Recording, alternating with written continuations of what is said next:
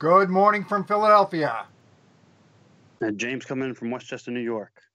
This is UFO News Network Sunday. I'm Frank Stalter along with James Iandoli in New York. And today our guest is Steve Bassett, who is the only registered lobbyist on the UFO topic in our nation's capital. And so and also runs the Paradigm Research Group. So let's bring Steve right on in. How are you today, Steve? I'm fine, Frank. It's good to be with you. Thank you for coming on, and let's get to the questioning with James. Yeah, first, I just want to give a quick plug for Steve. He's been doing a lot of work lately, and in particular, the Paradigm Research Group.org. If you're listening to us, go on that website. He's done a ton of great work on there. He's got over 200 articles about the To the Stars Academy work with all the videos that they've had on the media. And he's got the Clinton UFO connection and, of course, the Rockefeller Initiative, which he's infamous for. So with that aside, I just wanted to ask you, Steve, the significance of the revelation of ATIP and the Department of Defense release of gun camera footage, which is unprecedented. What are your thoughts on that? Highly significant. Breakthrough, milestone, watershed. It's something that was long in the making. The whole project was being put together during 2015 and into 2016 between a musician, Tom DeLonge, and members of the military intelligence complex, which is, some people find a little odd, and it is on the surface. But when you look a little closer, what you find is that you have this early 40s musician, Tom DeLonge, who had intelligent and successful parents.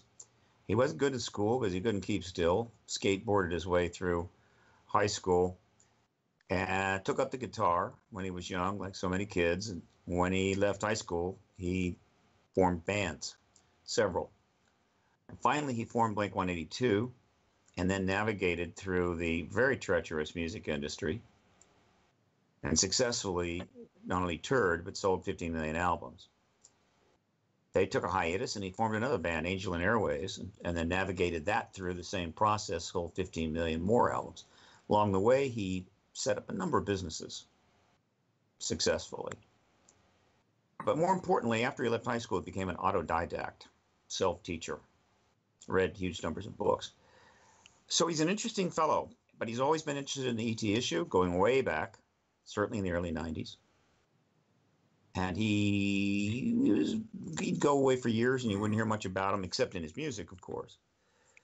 But in 2015, something unusual happened.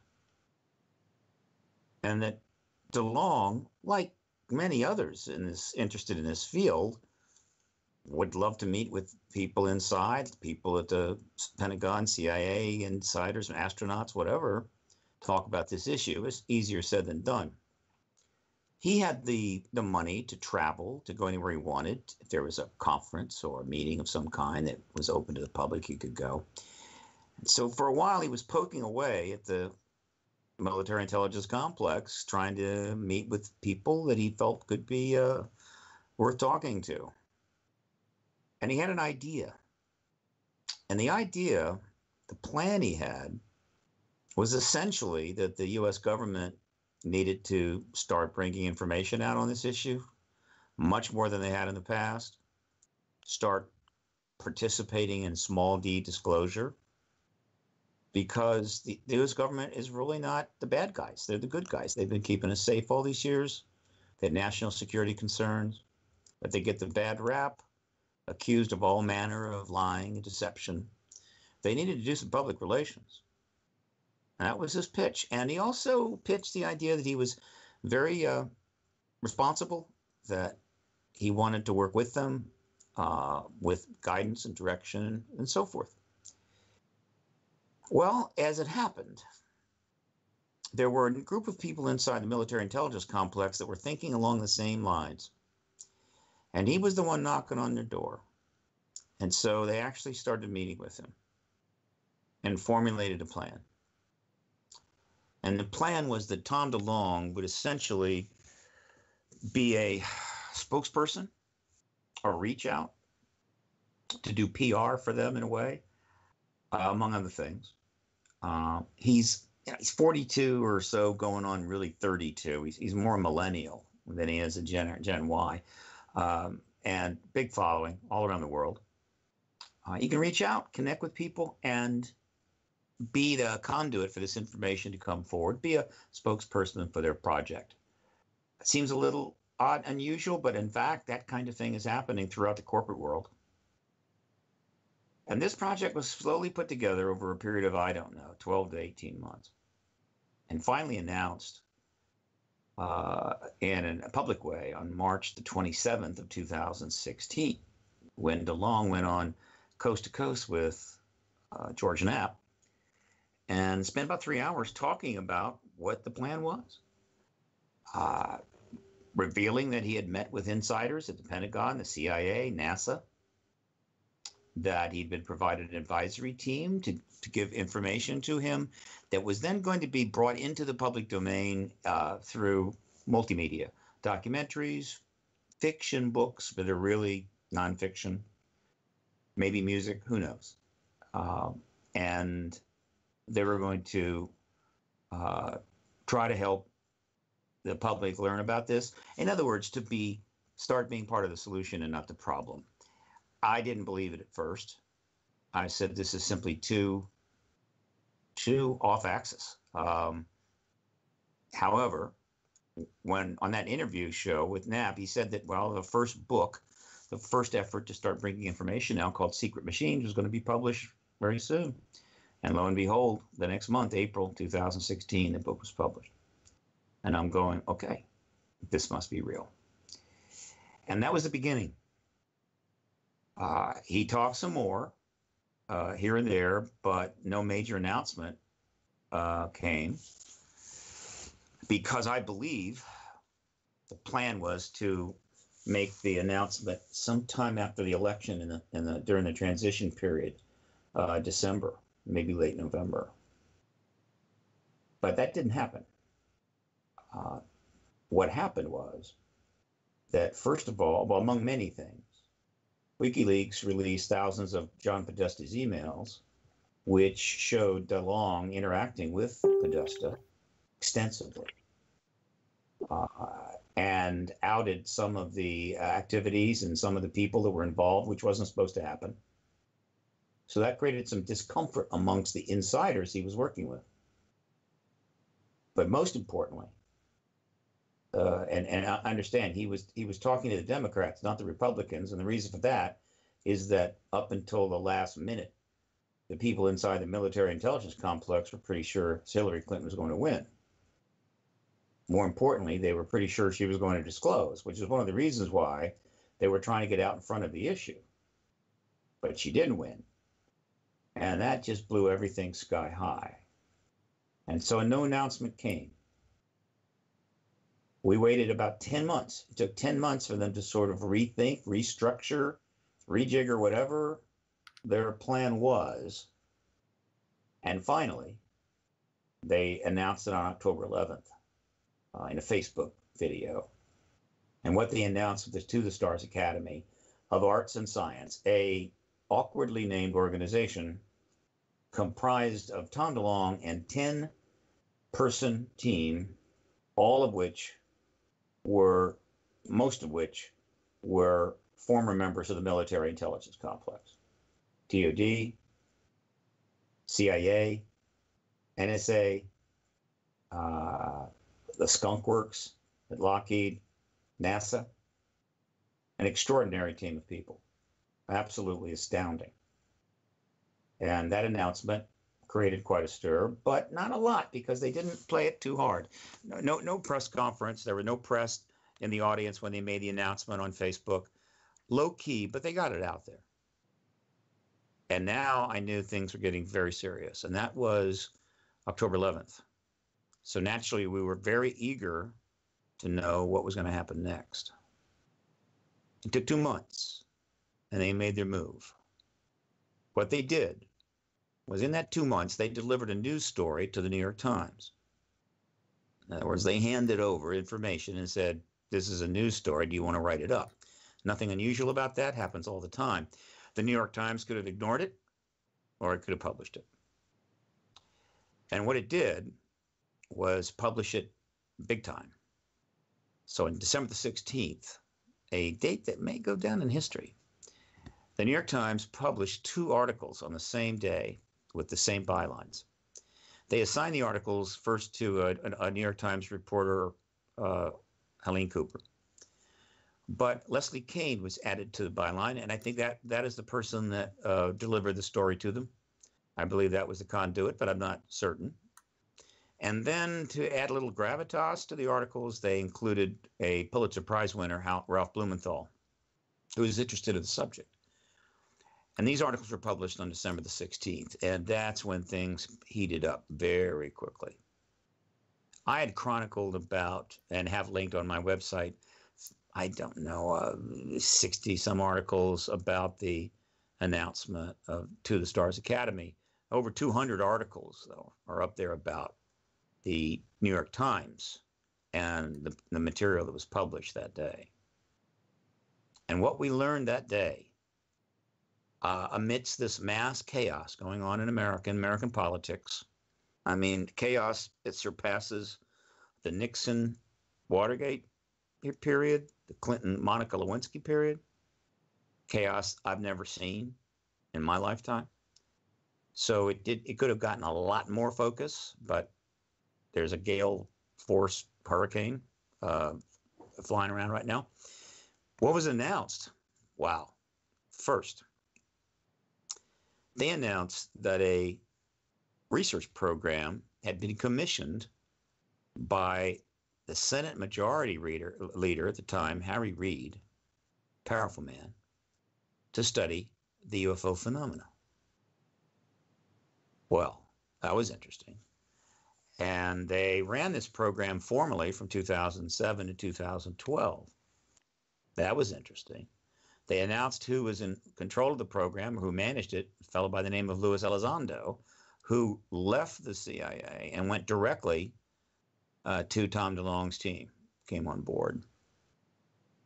The program, apparently, while the funding of $22 million ran out in 2012, Elizondo, along with his other duties, continued to work the project using resources he could scavenge here and there, right up until the point that he left the CIA. That was interesting.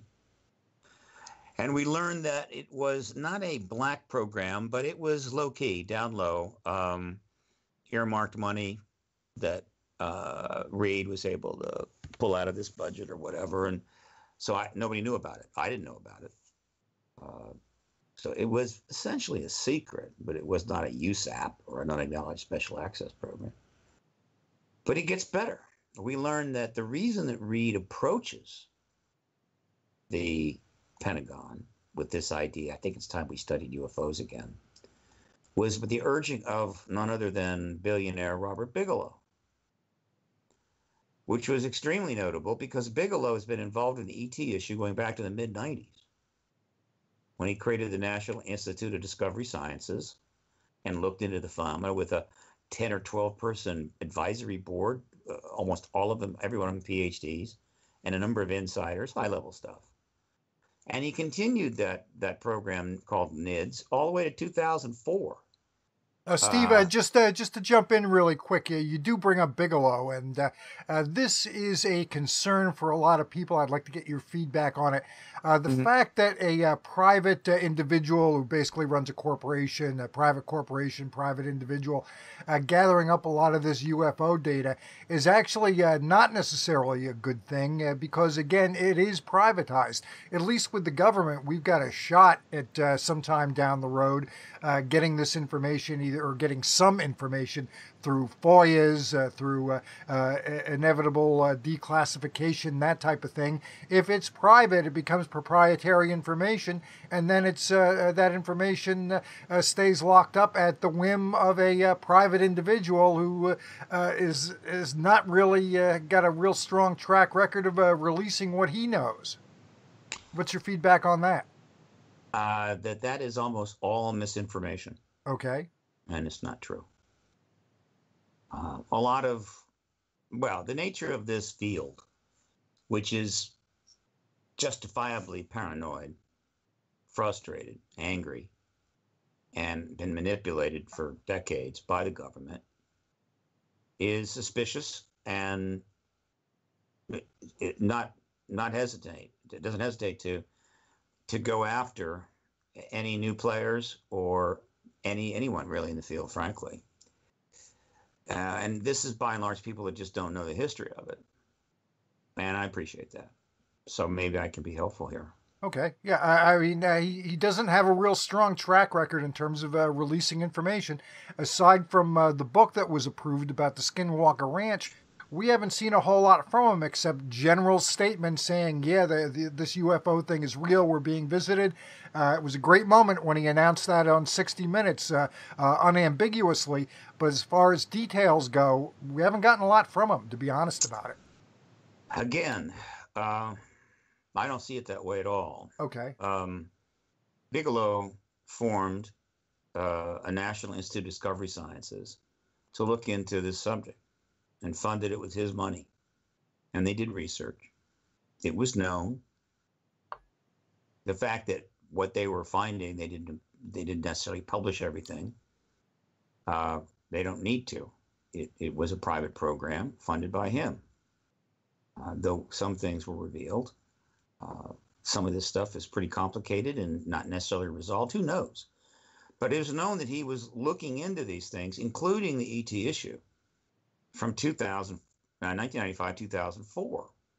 It was also notable that it was after he'd already started NIDS that he started Bigelow Aerospace, 1999, 2000.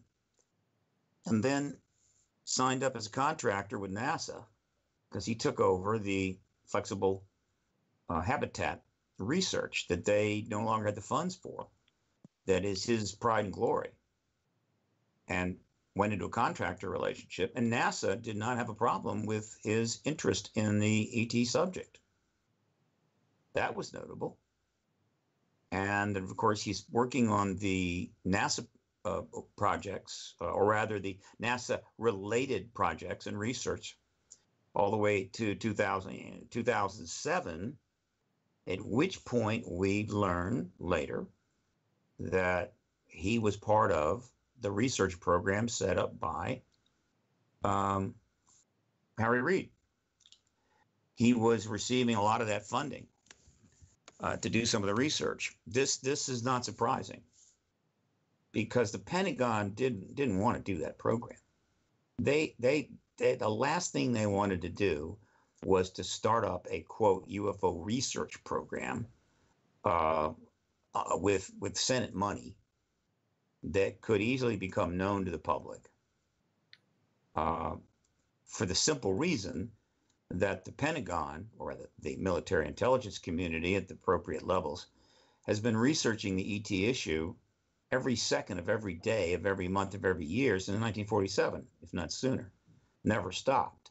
That's all black. That's all in the deepest, blackest, highly classified area of the military intelligence complex. And of course, completely unknown to us. What they do, what they've learned, where their research facilities are, everything. It's unknown to us. But they had no choice. Bigelow was helpful in the sense that a lot of the research is being done by a corporation or under the aegis of a non-governmental person, though he's a contractor. That took a little pressure off of them. And of course, they're not using any defense money. They had to give it a name that would make sense to be a program like that to anybody inside that wanted to know about it or learn about it. And so they called it the Advanced, I believe initially it was called the Advanced Aviation Threat Investigations Program, ATIP, but came eventually to be called the Advanced Aerospace. And so that goes on. Now, we don't know about it, but there's nothing shocking about that. The list of things that we don't know about government research and projects is an incredibly long list. So the fact that we didn't know about that is not particularly notable. But Bigelow, at this point now, is now involved in that program. But in addition, a couple years after that program, he gets involved with MUFON. In this case, he provides a lot of money to MUFON to help create what amounted to a rapid response team, meaning you've got the money. If something happens, you can get there right away, and you've got the money to investigate. In other words, something that comes in from the public, because I'm assuming he's already, through ATIP, he's got access to anything hot that comes in via the military. No, we don't know that. We don't know what he has access to. We do know from the reports that were provided to the New York Times that he was given materials to research at facilities that he set up. But exactly what else he was responsible for, we don't know. I will assume that sightings and so forth were being looked at, but they had $22 million, and that could have been handled by Elizondo. We don't know. But we do know he was involved in the research to one degree or another in support of the ATIP program. But what I was about to say was that in 2009, he then gets involved with MUFON, provides them money to do rapid response, which they never had the money to do. Eventually they get on a case, but it's a slow process. They're not in a position to just be there the next day. And the deal was that information would be shared with him. That program didn't, it had its problems. It lasted about 2 years, and eventually it ended. But and it was known. It was publicly known. It was not hidden. It was not a secret. So once again, he's involved. He's helping out on this issue. He's engaging in this issue. And that goes through 2011. So now we know that from this article in the New York Times. But as you pointed out correctly, something else happened. Because in May, I believe, I should know the exact date. I can easily get it, but it's around May of 2017. 6 months before, or rather 5 months before the announcement of the To the Stars Academy, which he was connected to, we learned, and 7 months before the article in the New York Times, he's interviewed on 60 Minutes. And the reason for that was that a milestone had been reached in which the ISS, the International Space Station, was in fact testing for the first time one of his flexible habitats that he'd spent all these years, 15 years, and $400 million developing, and now it's getting tested. Perfectly valid research, by the way, totally appropriate, and will eventually be highly utilized. And so this is a big deal. And of course, he's a known figure. So CBS decides this is the time to interview Bob Bigelow. Now, this is one of the most watched news shows in the world. And what they do is they provide you in advance the areas they're going to ask about. That's all they do. They don't give you the questions, but the areas they're going to talk about. Makes total sense, so that you can prepare to respond in an appropriate way. You don't send them the questions. They just give you some areas. And clearly, given his involvement in the ET issue, which was known going all the way back to the mid-90s, they were going to ask him about that. So he knew he was going to be asked about that. And sure enough, as you move towards the end of that very important interview, Laura Logan gets into his interest in the UFO phenomena. Talks about the fact that I think his grandparents had a sighting that affected him greatly, and this may have gotten him interested, and showed the logo of an ET on the side of his building and all that. But then finally, the inevitable happens. And she asks him, and I'll paraphrase here, if he thinks that this phenomena is real. And he says, absolutely. And she questions whether he's concerned that people might think he's crazy. And he instantly responds, I don't give a damn. And then she asks him, you mean that they're Here, now? And he says, yeah, isn't that amazing? Now understand, when Bigelow, that wasn't something that he just decided to do. He planned to do that. He knew he was going to do that. And when he did it, he was also aware that the To the Stars Academy was going to be announcing soon, and that project was going forward. This was essentially not a preemptive, but this was a maneuver by Bigelow to probably give more gravitas and enhance what he knew was coming. In other words, he, along with the To the Stars team and the insiders, this is a carefully planned, fairly elaborate process underway to break the back of the truth embargo. And Bigelow's statement on 60 Minutes was extremely important. And so later on now, we learned from the article that he's involved in the ATIP. But that's not all we learned. What we learned was that Elizondo, when he left the CIA, was given permission to take 3 videos with him. Now, when one of the, quote, spokespeople for the Pentagon were approached by a reporter about whether that video was authorized, that person said, no, it wasn't. And that person just didn't know what they were talking about, and that's not surprising. Because there is no way in hell that he is going to walk out of the CIA, the DOD rather, with gun camera footage that's not authorized and declassified. And that gun camera footage was released to the web by the New York Times as part of that article, the first article. And that was a major milestone. That was a huge milestone. Why? Because in the 70 years since the UFO phenomena explodes on the scene in a big way, early 1947, in spite of the tens upon tens of thousands of intercepts that have occurred between planes from the United States Air Force and every other country with an Air Force around the world, all of which were filmed, because you do not send up intercepts protecting your airspace and not film the engagement. It's called gun camera footage. How many thousands of reels of that exist? None of it had ever been released, with the possible exception of the Nimitz. A piece of the Nimitz film may have been unauthorized and released to a documentary team back in 2007. It's part of a documentary. Nobody noticed. It was a blip on the radar. But that footage was then released initially in the New York Times article, the Nimitz event. Just jumping in real quick again, Steve, about the Nimitz case. That's it's been 6 months since they initially did their big announcement, and 4 months since the big New York Times story. Basically, we've got details on one case, which is the Nimitz case, and it's 14 years old now.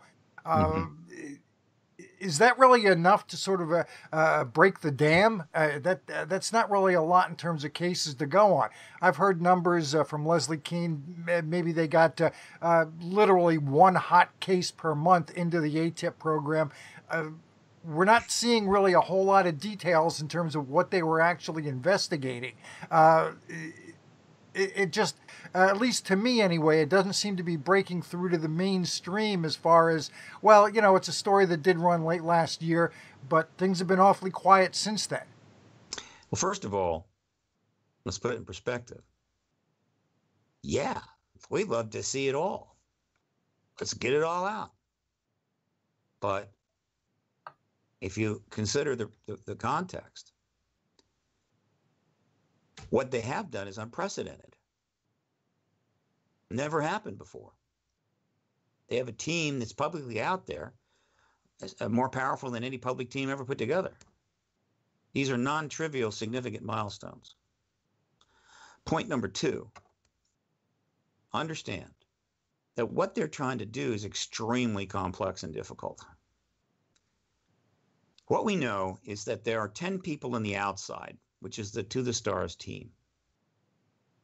But according to Jim Semivan, who gave an interview or spent about 3 hours talking with a researcher, he informed her, I think it was Melinda Leslie. Yep, that's her. That Yep, conversation. that's correct. He informed her that there were 40 or 50 people inside that were essentially in support of what's happening on the outside.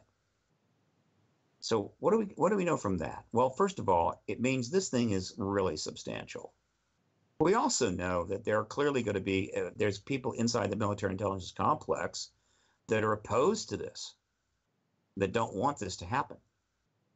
And so they're dealing with that. And yet somehow they were able to make this maneuver. They were cleared in some way, some fashion. We don't know the details, but it's not something that it's not something that's without blowback, without resistance. Second, and then thirdly, and it's very clear when you read everything that they've said and reported, that they're operating in some careful parameters, meaning they're not releasing classified information. They're not violating any non-disclosure agreements that they have. They're not violating any security oaths. In other words, they're playing by the rules, and they have to continue to play by the rules. Regardless of what we want, they have to stay within the lines, or they're going to get pushback that may prevent them from moving forward. So they're navigating some very difficult and tricky waters. And then the fourth point is this, and you have to keep reminding yourself of this every day, that what is going on in the United States right now is almost unprecedented. We are in the middle of a degree of political chaos not seen, I don't think, in the modern time. Though there have been a few times that got pretty wild and crazy. 1968 was pretty crazy, but not like this. We are in extraordinary times, and the media is approaching full-blown media feeding frenzy on this. And so whatever you're trying to do, you are competing with this massive hurricane of political chaos. Now, the fifth point is that it's not just the chaos, it is the subject matter of the chaos. In other words, we are dealing with political instability, uncertainty, and that is not a good environment to pursue a complex, difficult strategy of disclosure about what is easily the most important issue in the world. And so, again, as I pointed out, they had a plan, but that plan, along with the plans of a lot of other people, blew sky high on November the 8th of 2016. And they had to reconfigure, re-strategize, and decide when to re-engage. And they waited 10 months to do that. I thought they might even wait even longer. But for whatever reason, and I have some speculation on that and get into it later, they decided to move forward. But they're moving forward carefully. And after they announced on December the 16th, as you probably know, more chaos developed. It got worse. In fact, it's gotten worse every month since that article was released on December the 16th.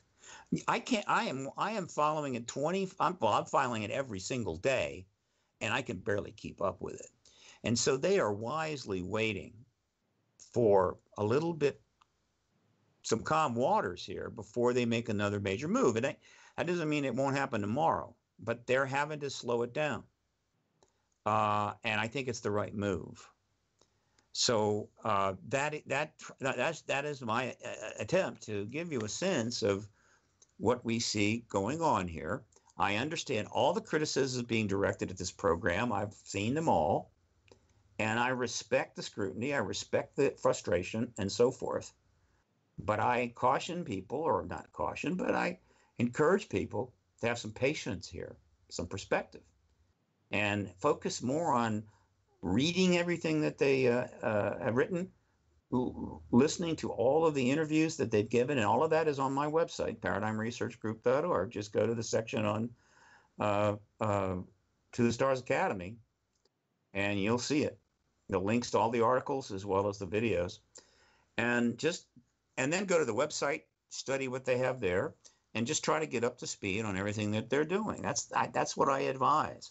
And we'll see what happens. If I have cause to be concerned about the validity or the intentions of this program, I assure you, I will be public with that. Well, they've been pretty simple about what they said they really wanted to do, which is basically develop entertainment properties. And looks like they're working on that, although that can take a while too. They've also said that they want to get the conversation going with the American people about the UFO issue. And certainly among UFO buffs like James and I, and most of the people will be listening to this, they've definitely done that. Not so sure how successful they've been with the general public. And they've also said they literally want to build a ship that'll do essentially what UFOs do. Those are the three goals. And generally, I think you can take people at their word in terms of doing what they say they want to do. In that regard, let's. And I might be missing something in there, but I think those are the three main things. You got it. But not surprisingly, given that we're dealing with the ET issue and we're dealing with the Defense Department and the military intelligence complex, things are not exactly what they seem. And let me elaborate on that. The PR aspect of this, which Tom DeLonge has spoken to directly, is pretty obvious. They clearly are trying to help. He is trying to help, and the program is geared to show the national security structures as wanting to be part of the solution, not the problem, and get ahead of the issue so that their PR problems will be diminished when disclosure finally comes, and they're going to have plenty of that. Secondly, they want to convey information in this multimedia form. In other words, an educational aspect of the thing, which they've done some of that. It's slow. Second book just came out, Secret Machines, a hidden fire or something.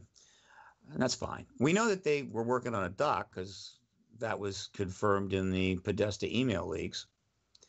The third thing they did, which was announced on October 11th, 2016, was indicate that they were going to raise money to pursue research and development in what we might call ET-related threads, not the least of which being anti-gravitics. And they set up a public service corporation, which is a form of corporation, public benefit corporation, which is fairly simple and doesn't have a lot of bells and whistles and CIA involvement. $5 a share, 200 minimum limit, so people could get involved, so they could fund their efforts and be involved, get a piece of the action. Totally appropriate.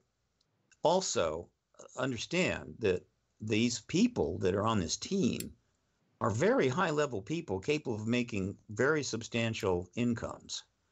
And the idea that they're just going to volunteer for this program, I don't think so. And so there's going to be money to pay people and to do fundamental functions. But they sort of implied that, boy, if we could raise huge amount of money, we could look into anti-gravitics, we could do all this. That I do not accept at face value. I believe that's a misrepresentation, but I understand why it is.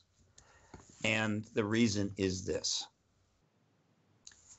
As I said before, everybody on this team has national security credentials, non-disclosure agreements, and so forth that they're going to carry for the rest of their lives. And they are not violating those, which means, and I can assure you, that every member of that team knows a lot more about this issue than they're saying. And one of the things they know is that the U.S. government has been researching this program forever and has been doing re-engineering on ET technology, anti-gravitics, energy systems, and God knows what, with billions and billions of dollars. And so the idea that they're going to publicly raise a bunch of money and what, reinvent the wheel? I don't think so. And so what is going on here My best assessment is this: whatever money they raise, however much attention they get, however much contribution they make to the disclosure process, which they are making, they will most certainly be out in front of this issue when disclosure comes. And when disclosure comes, obviously the pressure on the government to start revealing technological developments, ET related, is going to be intense. And ultimately, the government's going to have to share, give up, work with in the public domain what it has. And that is a massive transition. And when you have transitions of that magnitude, a lot of money changes hands, a lot of opportunity is available. And everybody's going to want to be there. All the big corporations, all the big institutions, you name it, everyone is going to be part of that transition. And the ones that are ahead of the curve, the ones that are out in front, are the ones that are more likely to be able to participate early on. And who are the people that are out in front right now? Well, To the Stars Academy is, Elon Musk is, Richard Branson is, Jeff Bezos is, Yuri Milner is, Robert Bigelow is. And every one of the people I mentioned are billionaires.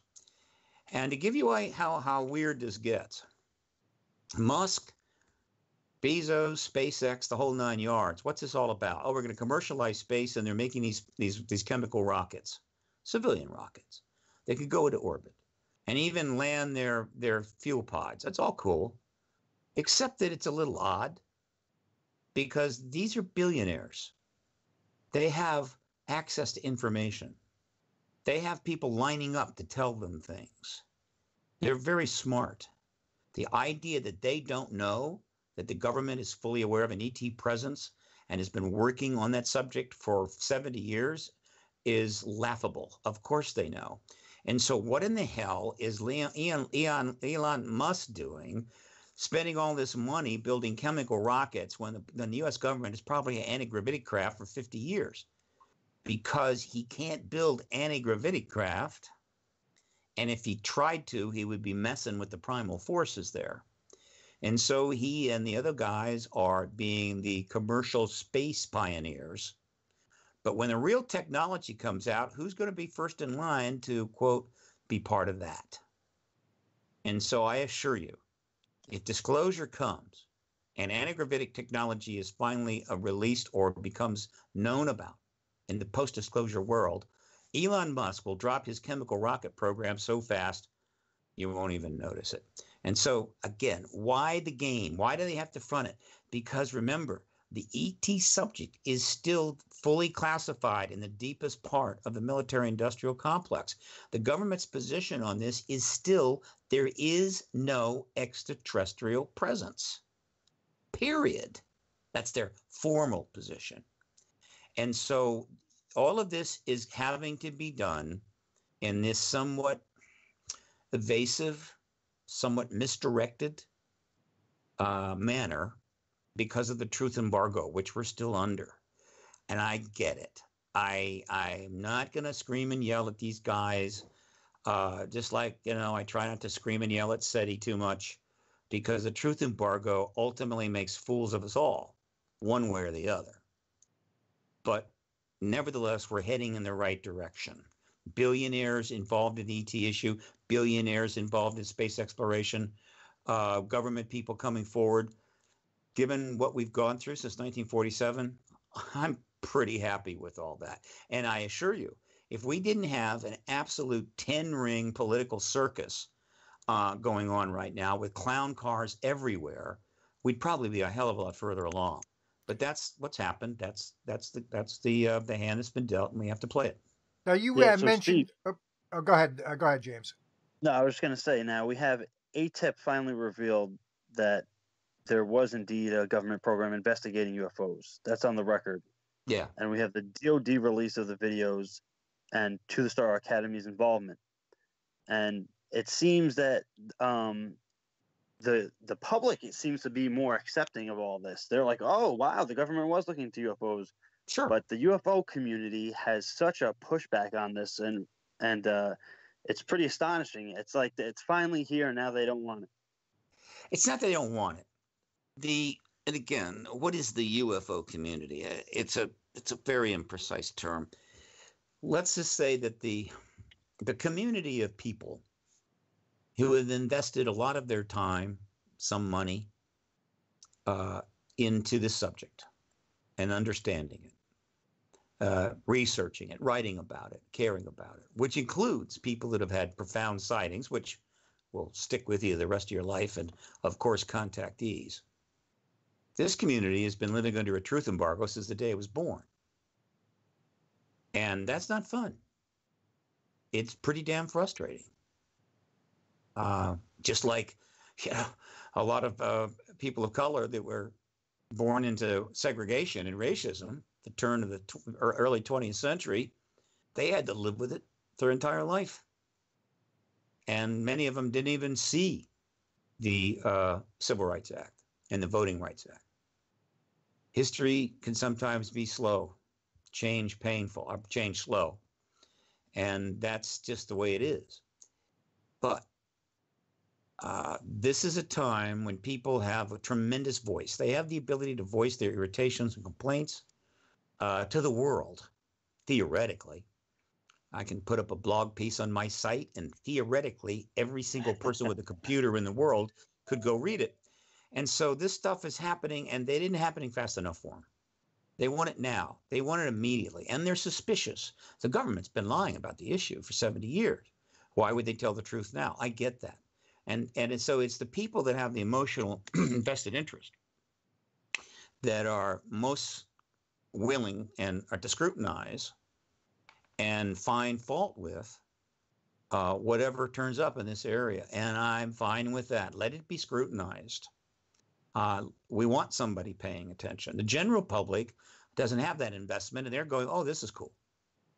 So I'm not going to overreact to the criticisms, the skeptics on it, and what have you.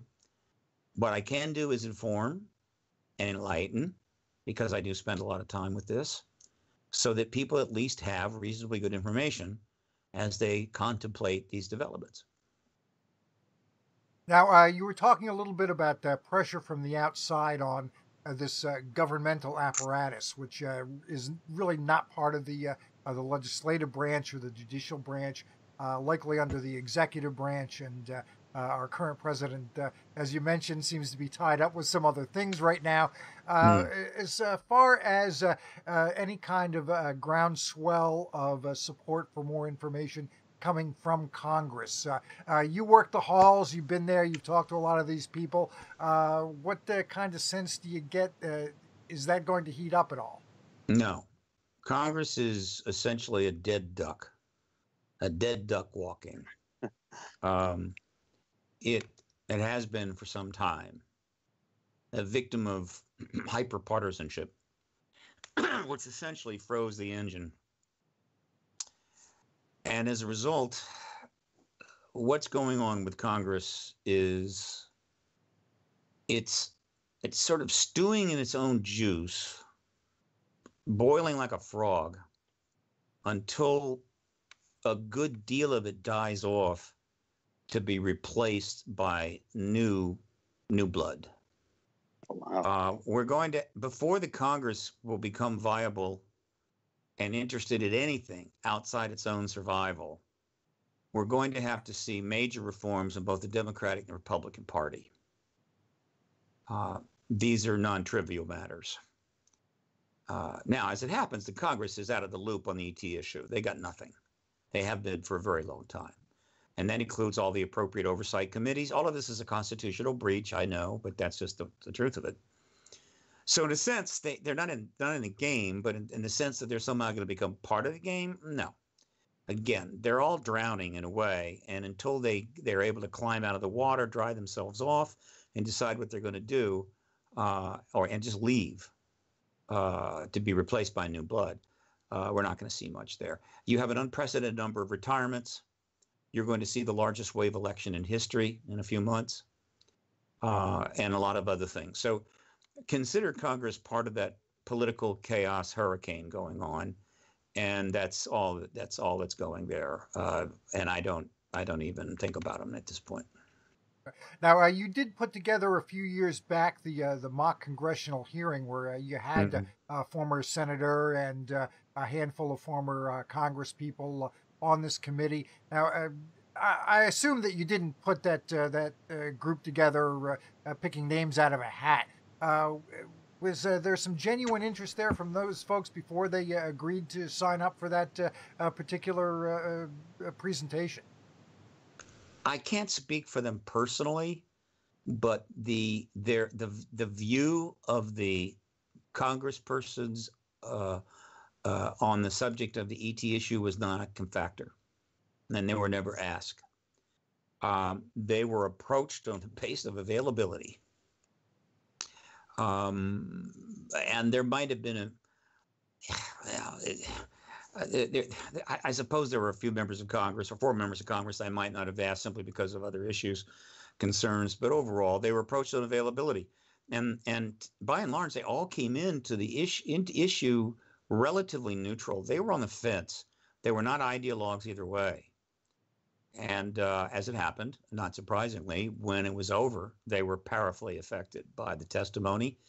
And a couple of them have been very aggressive in speaking about it since, though there's not a lot they can do. Again, they're not going to be able to, and I didn't marshal them to go to Congress to get hearings because I know it would have been a waste of time. But that was an important event in and of itself, and it's been recorded and it's going to be there forever. And it was most importantly the platform in which to launch the 2016 election political initiative, which almost got us disclosure in 2016. So it was part of a larger strategy, and I'm very proud of that event and hope to see it have impact, a further impact in the future. It was very interesting, absolutely, no doubt about that. So right now, just Congress, just too partisan. They're not going to touch this issue with a 10-foot pole. They're not touching anything virtually. I mean, if they could just re-up the budget for a month, they consider themselves to have a successful month. And it's the final breakdown of a system that's been in dysfunction for decades. And we're seeing, in other words, the car of state, which was once a beautifully conditioned, well-running Lincoln town car, is now virtually broken down to the point where it can't drive. It can't get up the road. Because, not to interrupt, but the UFO issue does sort of occupy this rather odd place in that, as far as the left and right politics, it doesn't seem to impact that. You can have a very conservative politician, like going back a ways, say Barry Goldwater, who spoke fairly openly about it, and then a Democrat leader like Harry Reid also getting involved. So it doesn't have that kind of division. If you're interested, you're interested. It doesn't seem to matter if you're left or right. Very true. Good point. The ET issue is basically nonpartisan. It transcends politics, transcends religion. So in that sense, that's a plus. But Congress is so screwed up doesn't matter. The fact that it's nonpartisan doesn't matter. In other words, it's like imagine But it might if the environment were a little less chaotic, though. Well, maybe, but yeah, you're right. It's like a bar fight going on, and people are beating each other over the head with tables and chairs and so forth, fighting like crazy. And you walk into the bar, and you just want to get you don't have a stake in the fight, and you just want to get directions to someplace down the road, and nobody's going to pay attention to you. And it's like that. So nothing's going to happen there. And when that will change, I don't know. Hopefully early next year, we'll see we'll see. The next election is going to be very important in determining whether things are going to settle down or whether Congress is going to start doing some real reforms. So best case scenario, what's the best thing that can happen? It seems like the To the Stars Academy is holding at least the best hand right now. Any kind of wild cards might get played. What might happen that might change things to get us a little bit more information a little bit more quickly? No, there's some wild cards out there. There are several scenarios here. One of the reasons I think that the To the Stars team elected to go ahead and launch on October 11th, as opposed to waiting longer, maybe even much longer, until things died down, is they have another problem. They have another concern besides their public relations image and their desire to help. Is it our president isn't the only head of state that could announce the ET presence. Our country is not the only country that has reams of gun camera footage or other evidence that would be rather persuasive.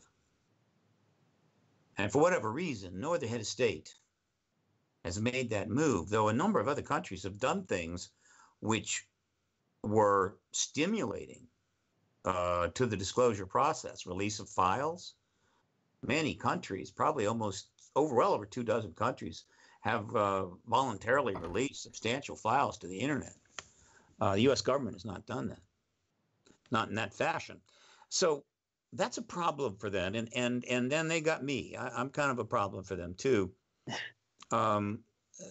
Two things. First of all, it was PRG that finally brought the Clinton ET connection via the Rockefeller Initiative into the news cycle when she ran the second time, ultimately generating 400 articles about the connection between her and the ET issue during the campaign, which resulted in their having to speak to the issue 11 times.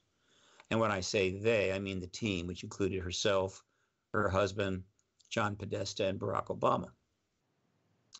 And that's unprecedented. That never happened before.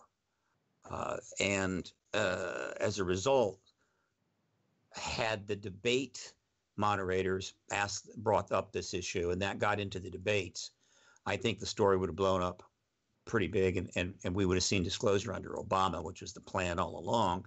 But when the debate moderators didn't even mention it, to their everlasting shame, they sort of got a pass there. And we weren't going to see a major blow up during 2016, but pretty sure we were going to see disclosure under Clinton when she was in the White House. So there was that. They were dealing with that, but they were dealing with something else. For the last, I don't know, 15 years, I've done a lot of interviews.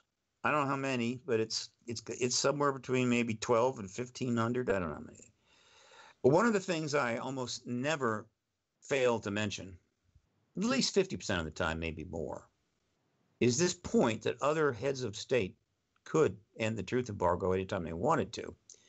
And the two most likely and the two most concerning from the standpoint of the U.S.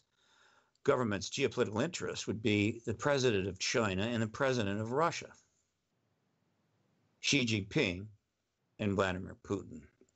But the one that they need to be most concerned about is Vladimir Putin. And I have brought up Putin over and over again in these interviews. You know, I'm talking internet radio. Who knows listening? It could be 10 people, could be 1,000. Who the hell knows? I've also written about it, but I bring it up. It's out there. They know it. Putin knows it. And I've been mentioning it for a long time. However, in May of 2017, I left the country in April because, well, frankly, I was kind of upset and disgusted and frankly, just wanted to get away. I decided to explore international options. So I went to London. I stayed there for about 7 months overall. But virtually 2 weeks, only about 2 weeks after I arrived in April, I got a call from a Russian national television network that wanted to interview me, which I don't think was an accident. And they were going to have a crew interview me in London. And I said, no, I'll interview, but it'll have to be in Moscow. And they said, fine, you pay your way and we'll be happy to interview you here. And that's what I did. I flew to Moscow on May the 3rd and interviewed immediately that morning for an hour and a half for NTV, REN-TV. About 400 stations throughout the Russian Federation and about 120 million viewer base.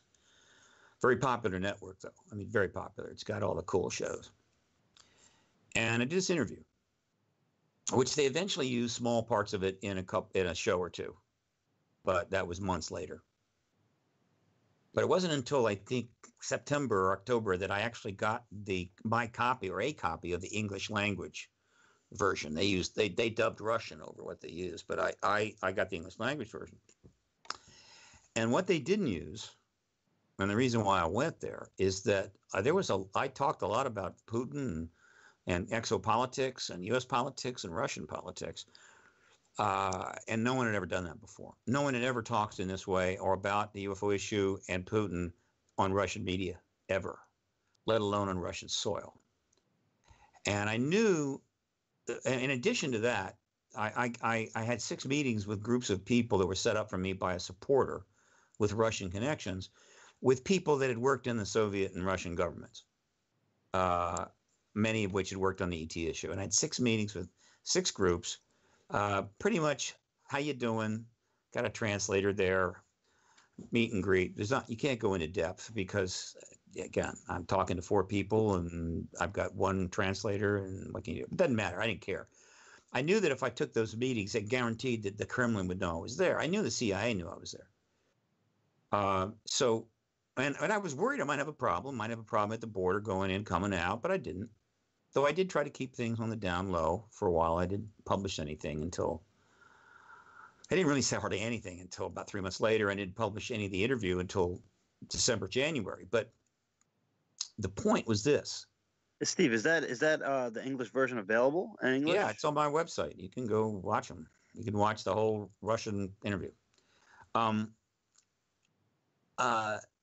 What I was doing was raising the heat on the Putin disclosure issue. In other words, I went to another level to try to make the point to my government that doesn't call me up for advice, oddly enough, and that included the White House and the Pentagon, that please understand, gentlemen, that Putin could do this anytime he wants, unless he's on your payroll. If he's working for you, then you don't have a problem. But if he isn't, you have a huge problem.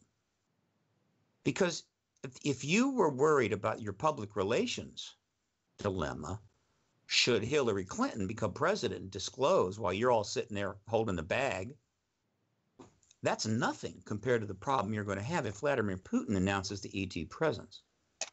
And you have to go in front of the American people and explain why you've lied to him for 70 years, and Vladimir Putin is the one that finally told him the truth.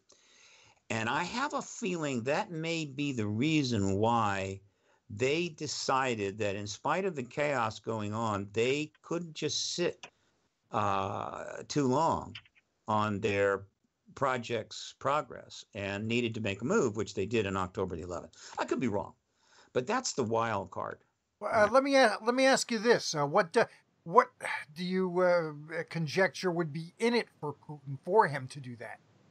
Well, let's see. He would immediately achieve one of the greatest, if not the greatest, political legacies in all of human history. Russia would immediately send to the top of the chart in terms of geopolitical influence and the center of the stage.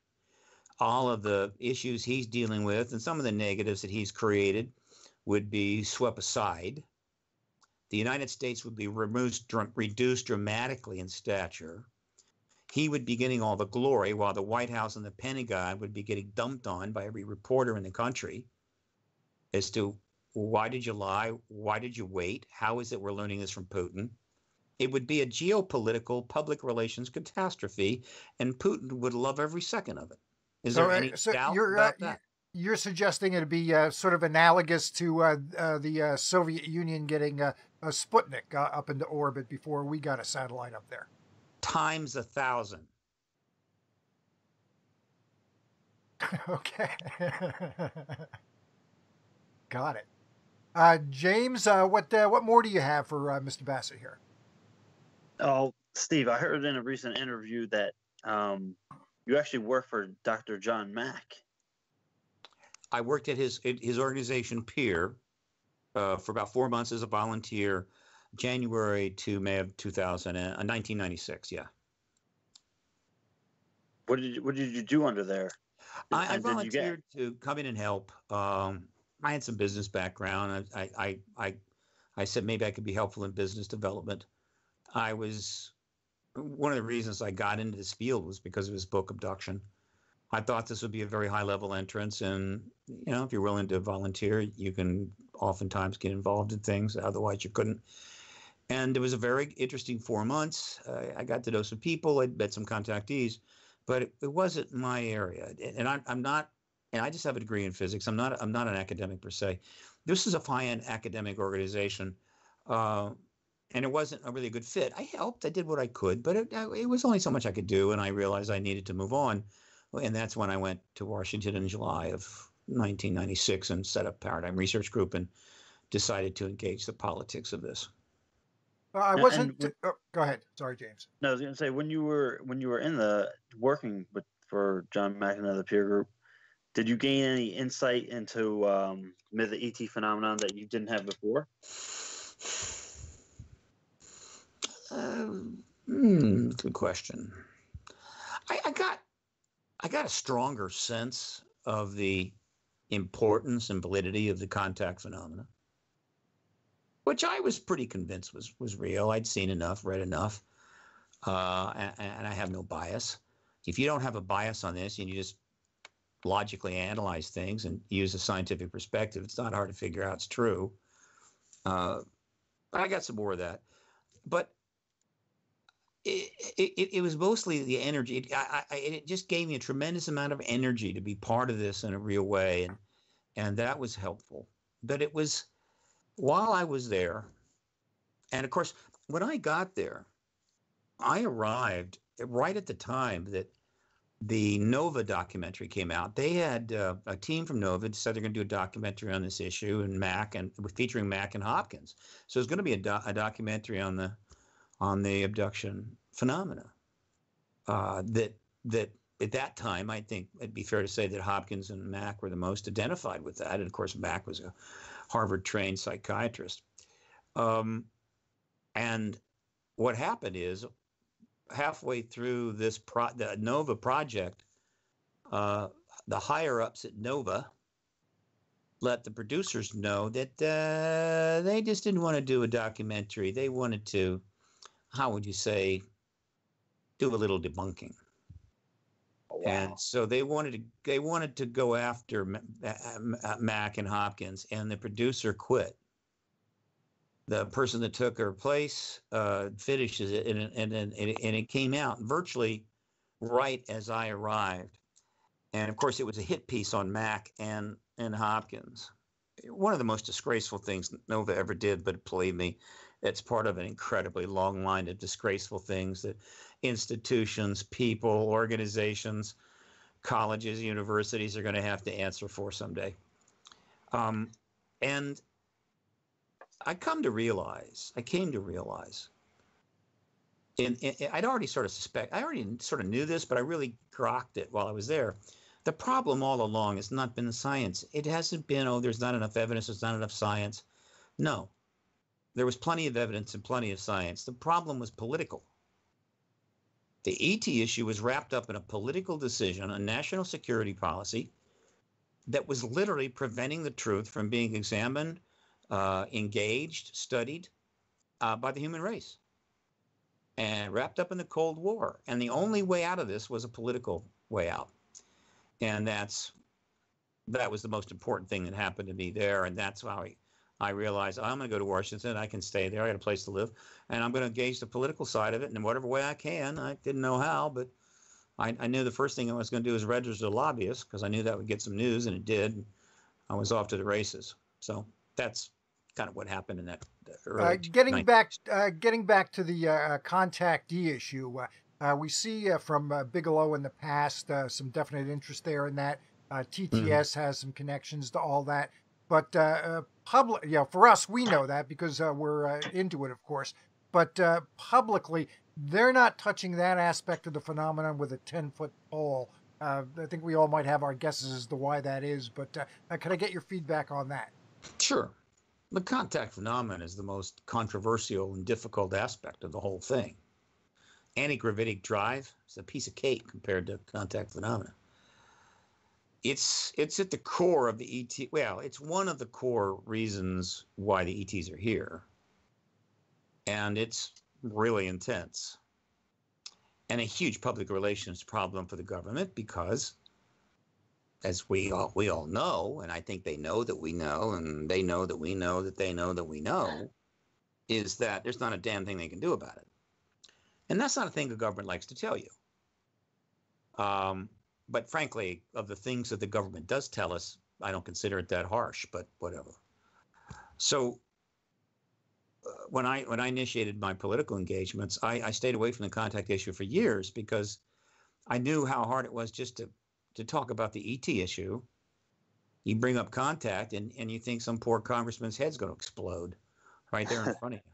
Like on that, what was that? There was that movie where people's heads exploded. Scanners. Scanners, exactly.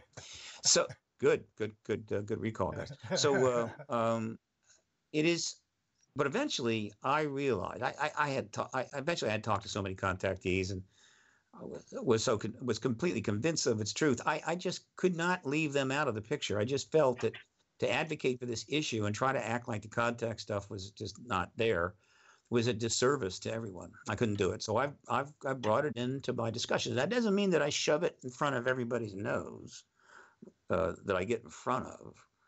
But if the subject comes up, I go there. And I do go there from time to time in my presentations.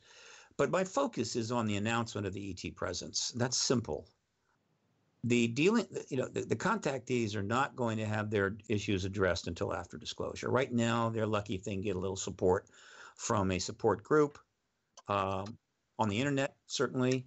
But overall, the truth and the basis for why they're a contactee, they're not going to be able to get to that until after disclosure. So disclosure is the best thing that can happen to the contactees, and so that's where we focus.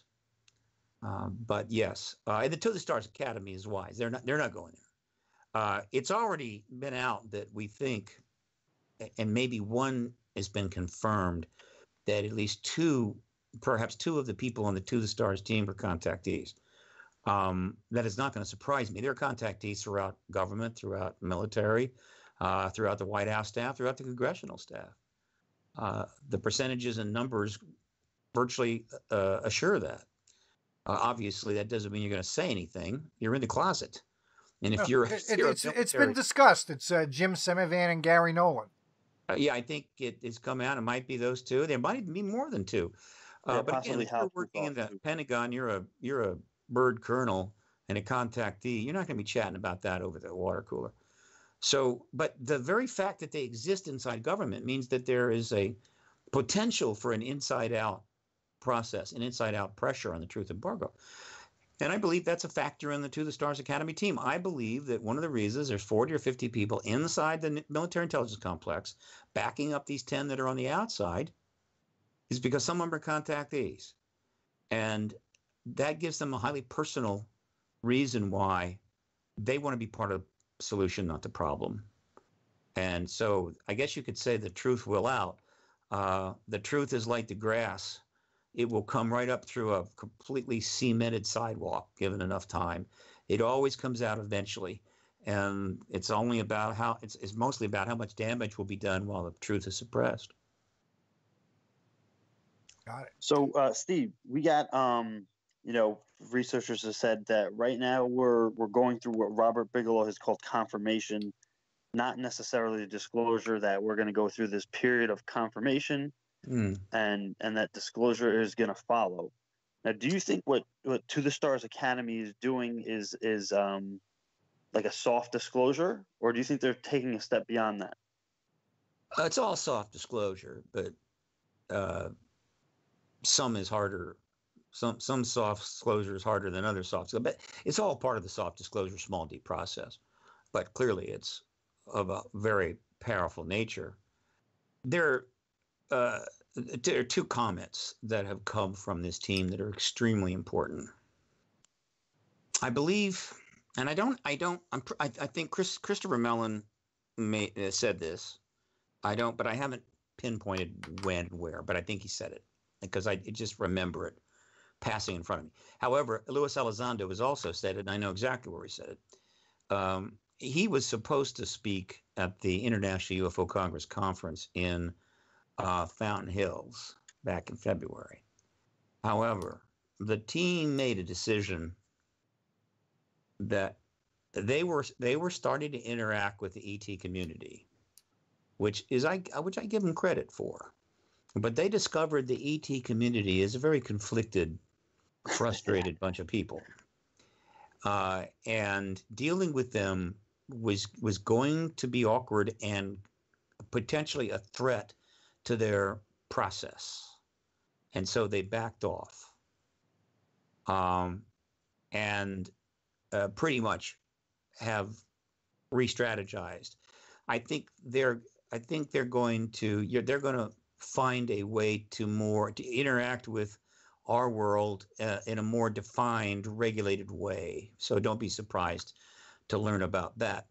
But this happened right about the time he'd already committed to speak there, which means he'd have been open to questions from the floor, anything people wanted to ask. And they realized, no, there's just a lot of questions we don't want to answer and can't answer.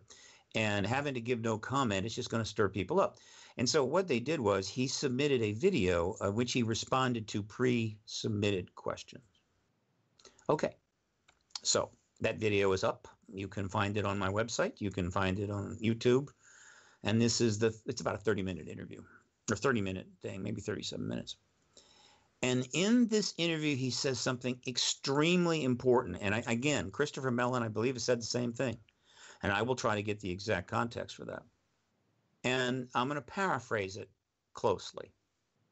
The question is, Lewis, are you concerned that the actions that the To the Stars team is taking could result in disclosure happening soon or right away, anytime? And his answer was, that would be fine with me. Now, you have to think about that answer for a second to realize how important it is. What he's saying is that we want disclosure, and we want it now, pretty much, just like I do. Probably you do. Oh, yeah. But we have to work this through within certain parameters. We have no choice. And so we're going to do what we can. But if this triggers, and again, they're not the only game in town. If this triggers disclosure, that's fine with us. And so what that says is their fundamental their fundamental goal here is the formal announcement by heads of state of the ET presence and the end of the truth embargo, so that people can so they can stop spending so much time trying to hide the ball under the, play hide and seek with American people and lie and also just be uncomfortable. And again, two of them now have made that statement, and maybe some more than have done that. So that's important, and that tells a lot. Yeah. Now with Tom DeLonge, getting to talking about ETs, when you hear him talk on different, when he was on Coast to Coast or Fade to Black, he doesn't. When somebody brings up ET, he doesn't necessarily go there. He alludes that it could be something else, and they're trying to find a way to explain it to the public. So, but he, also again, he'll go on, and it doesn't really sound like when he's talking that he's representing To the Stars Academy, other than what his media function is. I think I wouldn't be assuming anything there. Tom has a public presence, completely independent of To the Stars. He still is a musician. And in fact, there's some articles just came out. They're back making music again because, again, I think things are kind of on hold for the To the Stars team. But he's going to be asked about this. He's not a 30-year career CIA guy. He's not a PhD in rocket physics. He's a autodidact musician, and so he talks about this stuff. He kind of gets all over the map. He is still, I consider, the spokesperson for the overall project. I think Luis Elizondo is the interface. He's a kind of a working man. He's kind of a good interface with general public. I think Mellon is the intellectual interface. But I don't think that. But ultimately, I mean, to be realistic,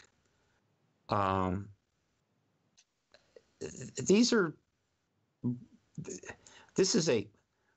In other words, Tom did not drag the Pentagon and the military intelligence complex into this project. He didn't pick them. They picked him. But he got picked because he was in front of them, engaging. He was there. And there was a use. There was a symbiosis there they could work with. Ultimately, though, it is the team, it's the and others that may emerge that are going to be formulating the strategies and projects here. And Tom's overall influence will become probably, but again, in terms of the media stuff, he's the one that has these great gifts for getting people to write books with him and knocking them out. Probably he may work on documentaries. I mean, he's going to be able to do that stuff. But the intellectual component and the high-end strategic component of what we'll call the small D disclosure going on, that is going to be directed by the people in the team, and his role will focus more on media. Yeah, I'm glad you mentioned that, just because, some people commented on Tom getting back into the music, and they're like, oh, well, maybe To the Stars isn't what it was hyped up to be, and he's kind of, taking a step back. But when you look at it, like you said, Tom is running the media function, but the brains and the operation behind it are clearly not organized by him, which is fine. Everybody's there for their role. Yeah, I mean, remember, as Semivan said, there's 40, maybe more people inside the Pentagon that are sort of supporting this, and that group came together and decided who amongst them was going to be on the public team, who was going to be the public face of this. And I think that the people that were going to be the public face that were announced in October were not necessarily the same that were going to be announced in 2016 after Hillary won. And after the WikiLeaks changes. Yeah. So, but people, I'll look, I've been at this for 22 years. Nobody wants to see this over more than I, but people need to have patience here. And again, be in a learning frame mode, learn, gather information, understand, and not jump on board every critic that comes along on this. Listen to their arguments and so forth, but I wouldn't just immediately attach themselves to this theory or that theory, because no one knows enough about this project. We're dealing with an iceberg here. The majority of it is still underwater. That's my advice. People will take it or they won't take it. That's what we're here for. That's what we're trying to do. Yeah. Mm-hmm. Yeah, and I'm glad to have the opportunity. And this is one of my key roles right now is trying to put proper perspective on these developments. We're very difficult to follow. Well, Steve, we certainly have enjoyed having you. Do you have anything else for Steve there, Jim? Yeah, I just got one more thing. What about, I know you were talking about Congress and it's being a mess, and with the current administration and everything like that. In the near future, possibly with further developments from To the Stars Academy of the Department of Defense and whatever positions they take and whatever releases may happen, you think we'll see another kind of tweet storm or another national press club conference or anything like that, given the right momentum or time? Well, who knows? I can't speak for other people. I mean, certainly if the money's there, people want to do it, they'll do it. I don't have the funds right now, but I can tell you what I'm going to do. But the other way and then before I do that, let me just mention, think of the truth embargo as a balloon filled with all the information you want. And you've got it's not a needle, you got a pencil, and you're pushing on that balloon. All that soft disclosure that's coming out is just increasing the pressure on that balloon and that pencil. You don't know exactly when it's going to pop, but you know that if there's a pressure point, when you reach it, that balloon's going to pop. And that's what's going on. The pressure on the balloon is increasing. The pencil point is bearing in on that rubber. And at some point, it's going to pop it. And when it pops immediately. It's boom. And that's disclosure. It'll happen like that. That's the way to think about it. Now, let me tell you what's going on in my world and what's happening here. I'm back in the game. I was sort of out of the country for 7 months. The To the Stars Academy was announced while I was in October. All my colleagues were getting on TV all over the place, and I was nowhere. But I'm back. All right. I'm scheduled for 16 conferences. I've already done 6 or 5. Oh wow. I got 11 more to go. So first and foremost, while I was in London, I made the decision it was time to do a documentary that needed to be done. And the documentary would be the first political doc ever really done on this issue.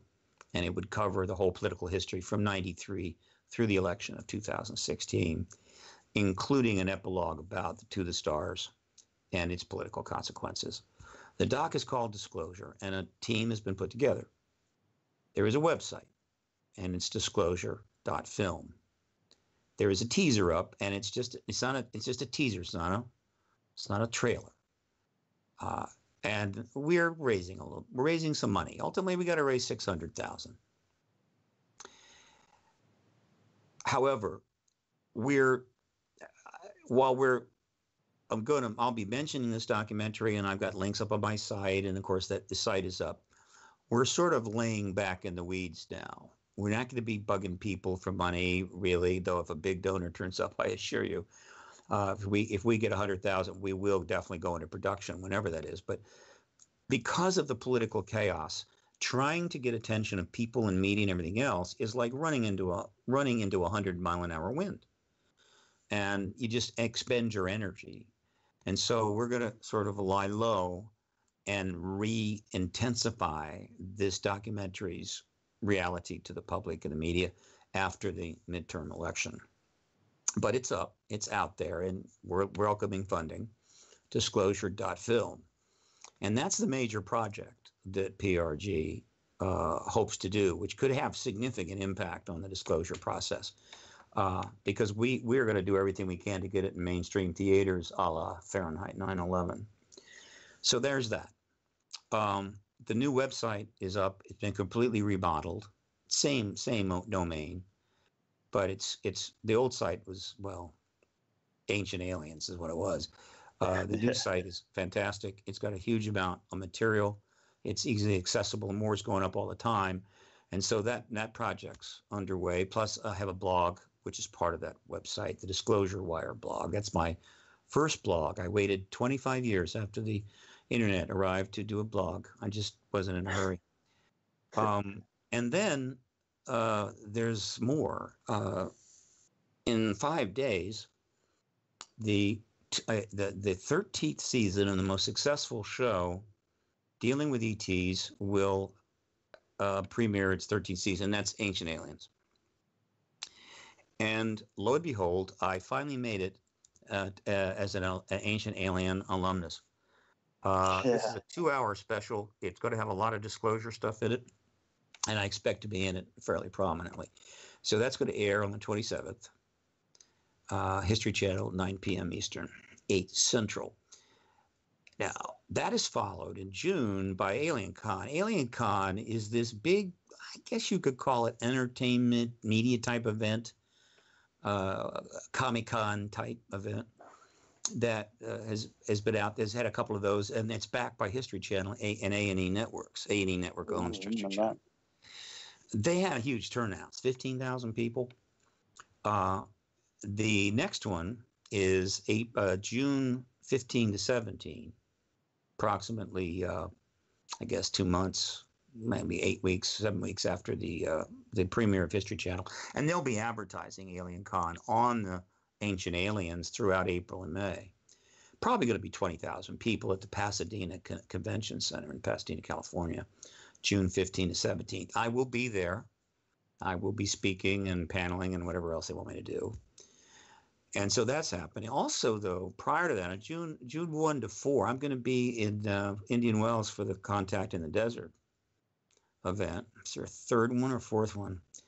They've moved from Joshua Tree because Joshua Tree Resort could not handle the numbers. They were getting up towards 3,000.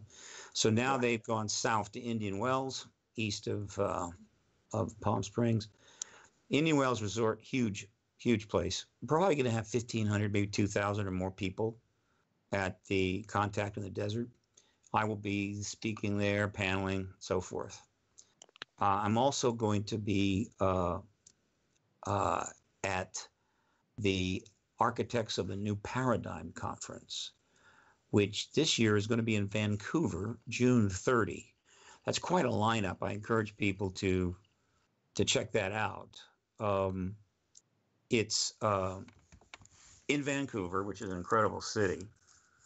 And you can, again, at my website, paradigmresearchgroup.org, you can go to the conferences or go to my speaking schedule, and you can see all these things. And so that's just some of what's coming up for PRG this year. And hopefully, and maybe a few other projects will emerge. And you've got a newsletter, too, that I've been a subscriber to for years. It's really fantastic. How could somebody get on your newsletter list? The Paradigm Research Group updates. Yeah. If you go to paradigmresearchgroup.org, there's links there to subscribe to it. And so just go there, go to the website, and subscribe to the newsletter. You won't get a lot, but I do put them out. Yeah, I think like once a month generally. Once a month, usually see something. Sometimes, it might be once a week for a while. But all the past ones are archived back all these years. So that's how you get on the website. That is well worth it. And we've got a screen grab from the disclosure documentary you've got coming up with the web address right on there. So folks should be able to find that nice and easy. Steve, this was a fantastic interview. I certainly enjoyed it and learned quite a few things too. Well, I hope so, and I appreciate your time and again, your shows like yours have been incredibly important to the disclosure process, and it's a good fortune of the movement that the internet made all this possible. All hail broadcast.com, if you can remember back that far. So because of the internet radio reality is why I've done 1,300 interviews. I assure you, I wouldn't get that many on ABC News. Right? No. And I don't even get asked back on those shows anymore. I was, but I kept coming on and telling the truth, and they're going, "Oh God, we can't have somebody do that." And so they haven't called in a while, but I'm hoping that that'll change here soon. So these shows do something that the old paradigm didn't do. You would do an interview maybe on NBC News, and it would go into the NBC News vault. That was it. There was no internet. And then if somebody wanted it, they could go pay them thousands of dollars. And that's how you might get access to that interview. Now, you do an interview on internet radio, and then it gets archived on the website. And it stays there indefinitely. And not only that, but it becomes a link in the Google search bots. And so now that these interviews just spread, then they start turning up on YouTube. And so essentially, the ET issue is not the only instance of this, of course, but the result is that the extraterrestrial issue, and particularly the disclosure and truth embargo issues, are all over the internet.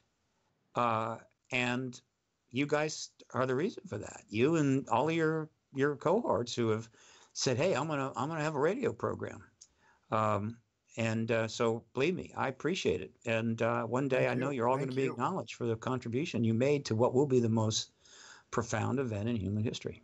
That's what we're working towards. And if we didn't like it, we wouldn't do it. You know. Yeah. We do it because we're into it. You gotta like it, man. You gotta like it. Yeah. And especially for anybody who's had a sighting or something like that, that you're on. Absolutely, absolutely. Yeah. And looking forward to seeing you on Ancient Aliens. That is a show that I think has stood the test of time, basically because they get something that a lot of the other shows don't, that stay very dark with this, very conspiratorial. And those guys have the enthusiasm for the subject that comes through. It rings through like a bell. And I think that is the secret to their success. They're into it. They're enthusiastic about it. And I wish more shows would steal that from them, frankly. Well, and the aliens are ancient, as opposed to the ones coming into your bedroom on Friday night. And I have no problem with that show. It has introduced the subject to untold millions of people in a comfortable way, entertaining, interesting. It has explored these ancient connections, which I think are real. Are all of the assertions that they're making on the show going to prove true? No, of course not. Most of them won't. Some of them will. But the show is, I think, been a huge asset. And I'm just pleased to finally get on it after 12 years. I figure, patience.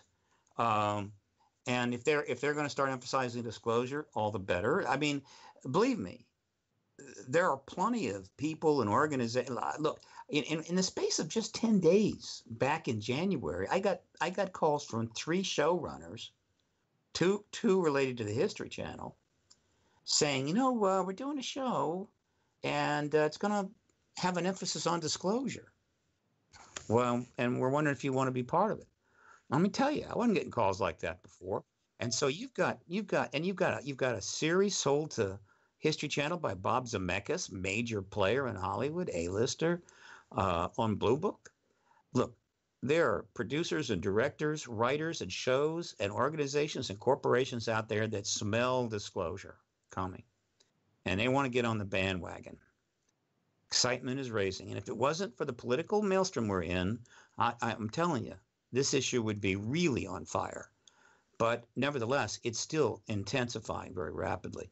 People want to get involved. They want to be part of it. Fantastic. So that's why the Alien Con probably is going to be huge this year. I just can't imagine how many people are coming to Pasadena. It's going to be a big number. And that's great. And keep doing what you're doing. Yep. Because this is only just beginning, guys. We haven't even seen the kind of intensity that ultimately we're going to see. So we've seen the A tip of the iceberg. Would that be about right? Very clever of you, sir. Yes, we have seen the A tip. I'm going to steal that. That's no good. Problem. No problem. I'm stealing use it for Alien Con. Yes, indeed. Okay. Well, Steve, thank you so very much. You're on the East Coast right now. Is that about right? No, I'm up in the San Francisco area right now. Oh, okay. Well, it's we've got some nice weather here, and James and I, we've got to get out and enjoy the rest of our Sunday. Good luck to you, sir. Thank you so very much for doing this, and we'd love to have you back. I'll be happy to be back. Just let me know. Thank you very much. Take care. Bye-bye. Stephen Bassett, thank you. Bye. James Iandoli, I think that was a very successful interview. Oh, yeah. Yeah. Good back and forth, good interaction, a lot of topics. Absolutely. So I'm going to let you go. Thanks for listening, everybody, and you have a great Sunday, and we'll be back next week with another show. Joseph Burks is going to be with us next week. Dr. Joe Burks. Oh, that's going to be great. That's going to be great with Joe Burks. It will be. So thanks again, and have a great day, everybody. Signing out.